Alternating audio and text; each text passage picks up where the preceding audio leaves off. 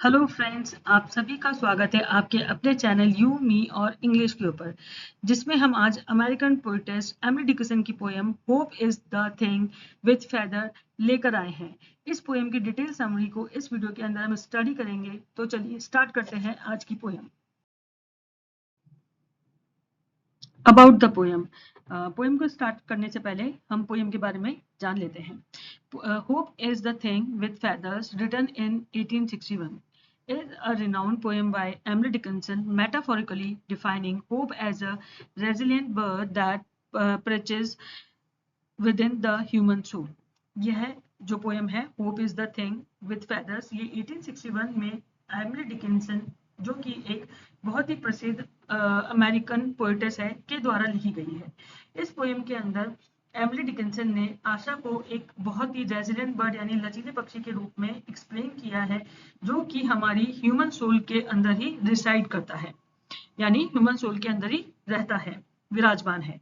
Publication posthumously published in 1891 in her second collection of poems. Emily Dickinson का जो second collection of poems है, जो कि उसकी मृत्यु के बाद पब्लिश हुआ 1891 के अंदर, उसमें यह पोएम पब्लिश हुई। इस पोएम का structure, it consist of 3 stanzas with a consistent rhyme scheme. यह एक 3 stanza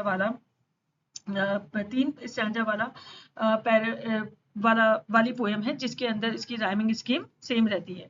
often known by it's first line, और ये अक्सर अपनी पहली पंक्ति के द्वारा ही जानी जाती है। Also written in ballad meter featuring Emily Dickinson's signature dashes and capitalisation.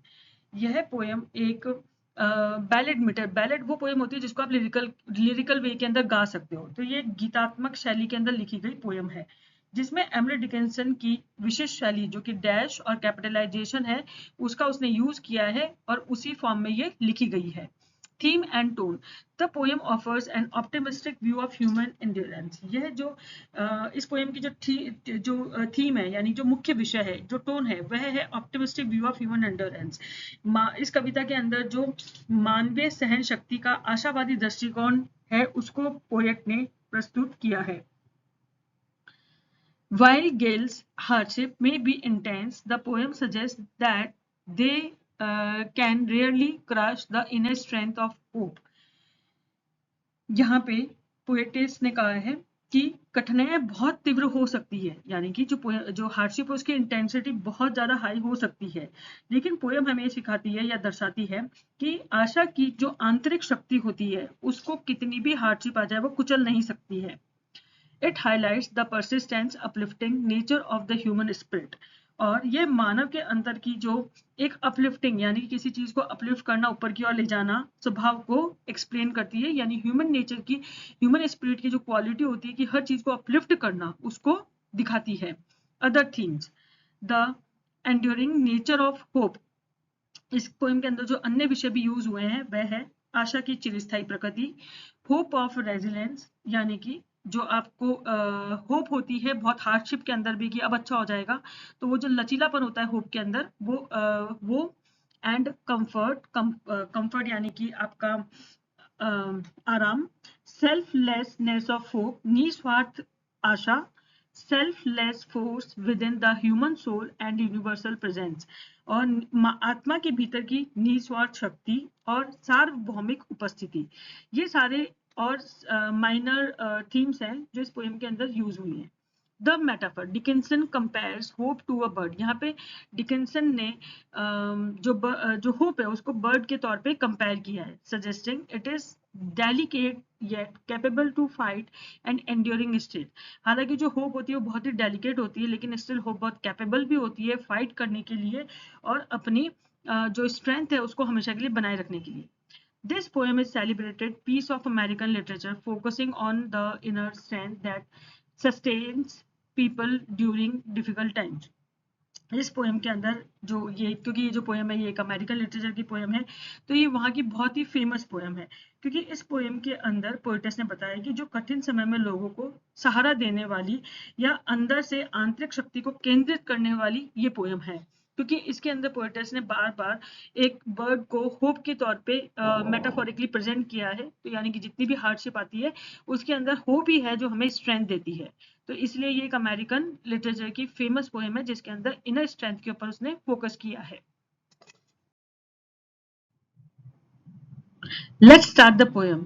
ऐसा जैसा कि आप देख सकते हैं पोएम का टेक्स्ट जो है वो हमारी स्क्रीन पे शो हो रहा है। The poem is hope is the thing with feathers that perches in the soul and signs the tune without the verse and never stops at all.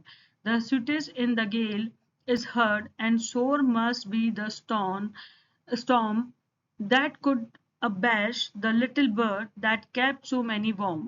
I have heard it is the chillest land and on the strangest sea, yet never is extremity it asks a crumb of me.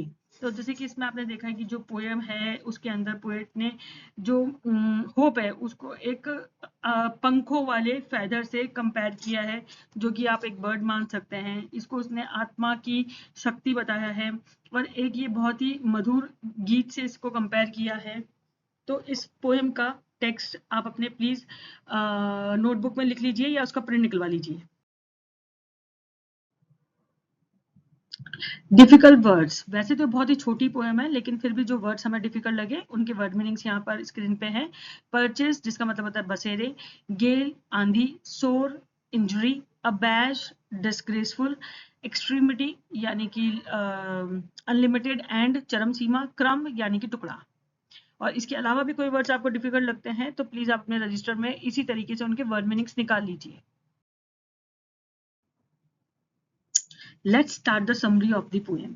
इस poem की summary के अंदर speaker कहता है the speaker defines hope as a creature with wings that resides within the soul.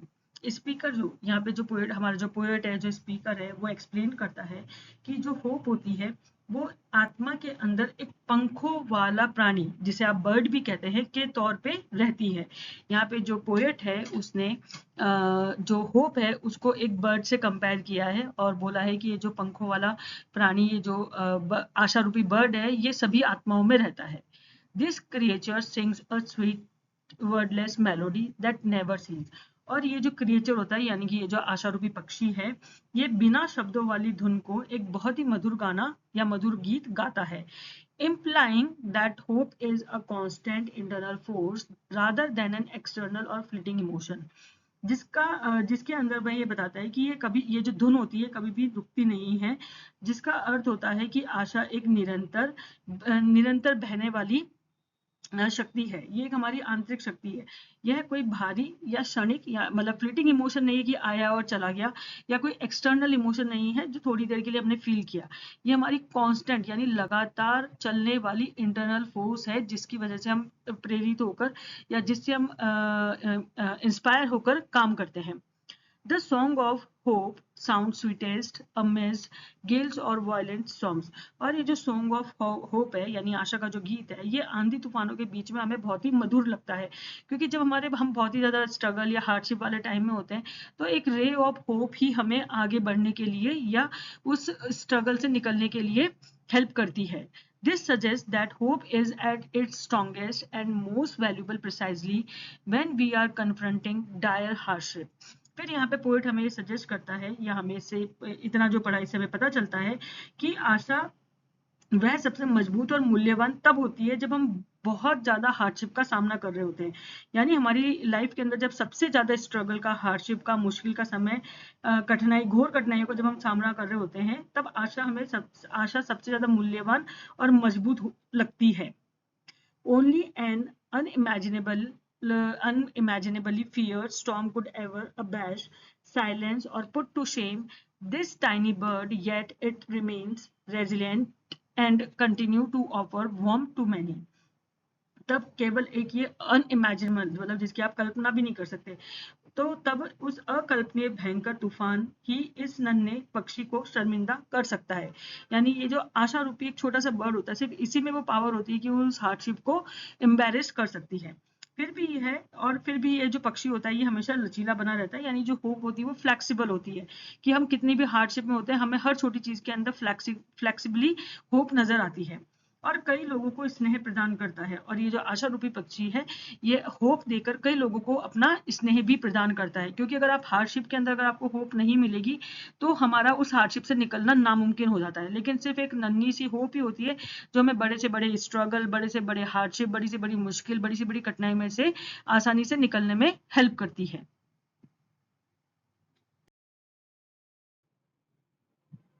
Let's continue with the summary. The speaker encountered this bird in the coldest place and the strangest sea setting that symbolizes extreme solitude, fear और despair.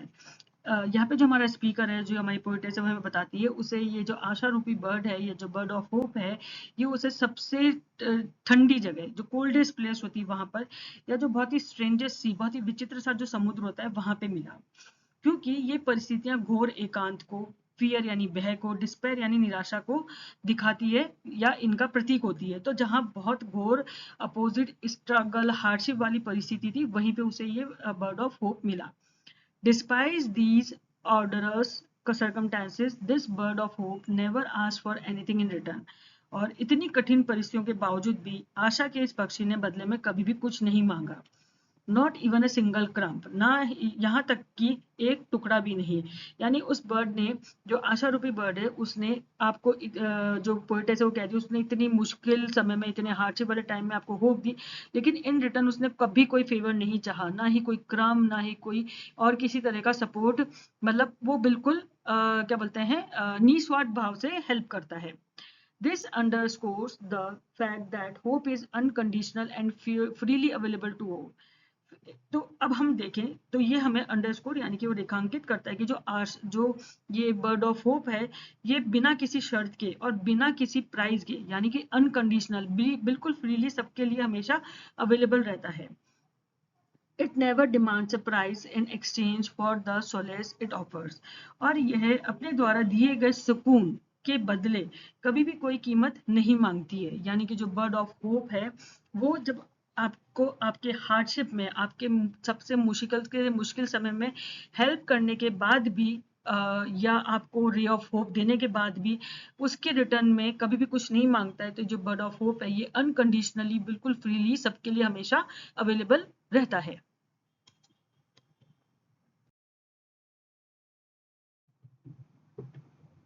Last तक poem को देखने के लिए thank you so much friends. Thanks for watching our channel, your channel yum your English.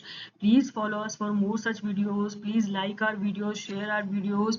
हमारे channel को please subscribe कीजिए और कमेंट बॉक्स में कमेंट करके जरूर बताइए कि आपको और किस वर्क पे, किस लिटरेरी वर्क पे आपको हमारा डिटेल एक्सप्लेनेशन या उसके बारे में वीडियो चाहिए। तो प्लीज फ्रेंड्स फॉलो कीजिए हमारी वीडियोस को, सब्सक्राइब कीजिए। Thank you friends, have a good day.